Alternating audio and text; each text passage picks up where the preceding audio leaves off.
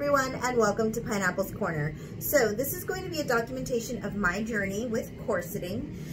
My ultimate goal is to corset full-time. Currently I corset mostly during the week. I started last week corseting 12 hours a day. I don't recommend that to anyone who's new. So this particular corset is from Orchard Corset. It is a CS 411 in a size 36, and it is the limited edition metallic aquamarine PVC romantic curve. So during my YouTubes, I am going to literally be coming off the cuff. If you hear dogs barking in the background, I'm not sorry because I love my animals. And I also have a private air conditioning system in my bedroom to keep it nice and cool because it's the hottest room in the house. So you might hear a little bit of background noise, just bear with me. So this entire thing is going to be my experience with full-time corseting. So what I will tell you is I have been into corsets since I was very, very young. I purchased my first corset, I would say that I was probably maybe 13, and it was a quality corset, much like the ones that are made by Orchard Corset. It was satin. I believe that it had, I'm not sure how many steel bonings it had in it exactly, but it's comparable to your average long line underbust corset that you're going to get for waist training specifically. So if you're new to corseting and you're thinking about it, especially if you're a plus size girl, there are a few things that you want to take into consideration. So for me, I started out with actually the waspy corsets from Orchard Corsets, and what I found is that those corsets are really great for work because they're a bit shorter than this particular corset, or at least the way they lay on my body is a bit shorter. So we'll get into that into another video, but to talk about this corset specifically, so seasoning your corset. Seasoning your corset is a process for which you wear your corset for a few hours each day to kind of break it into your body. So I'm big busted, so it's a little bit harder for me to show you, but as you can see, there's like a good amount of space here where it's not super taut to my body. Perfect example, there's a gap over here. If I lean this way, there's a gap over there. At the bottom, it's not super snug to my body. That's going to be normal when you first get your corset fresh out of a package.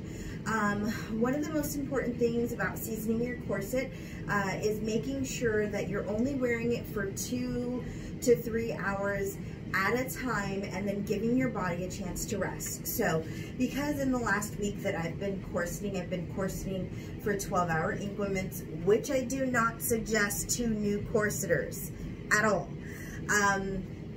It's not a big deal for me to wear my corset for 2 to 3 hours at a time, possibly 4, but because it's new, as soon as I hit the 2.5 hour mark, I'm going to take this corset off and I'm actually going to switch over to a different corset that I have, also new from Orchard Corset, to season that corset as well.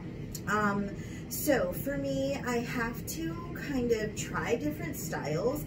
Like I touched on earlier, I actually started with a waspy corset, which is a much more hourglass. It pulls in much tighter at the waistline, which is another thing we'll talk about in a second.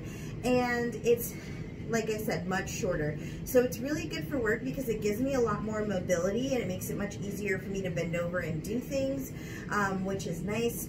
But in general, I would say that this romantic curve is a little bit more my style because it's a bit longer and I am a bigger girl. So I'm a plus size woman. I weigh 200 pounds at this time. I've actually lost about 9 pounds since I started corseting, but I'm also intermittent fasting.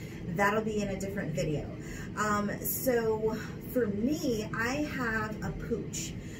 In some videos you will find it referred to as a squish factor, and a squish factor basically includes all of the different parts in your squishies that are going to kind of suck in and be pushed down by the corset itself. So for me, I have this little pooch here at the bottom of my stomach, and I've had twins, so it doesn't matter what I do, I am always going to have this pooch. So what I find with the shorter line corsets that aren't as full torsoed is that my pooch sticks out much more, and sometimes I'm okay with it and sometimes I'm not. It just depends on what I'm wearing. So for me personally, a longer line corset is better. But here is the trick. So I also have full hourglass corsets that come down much lower over my hips and do that kind of bubble out.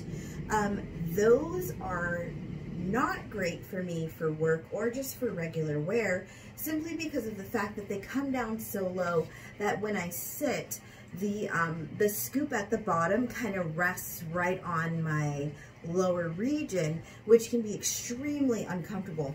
In addition to that, I'm top heavy, so my breasts push down on the corset as well, pushing that bottom lining even further into my area, which can be really uncomfortable. So number one tips, just starting out, seasoning corsets. Only wear your corset for about 2.5 hours. Take it off, let it rest.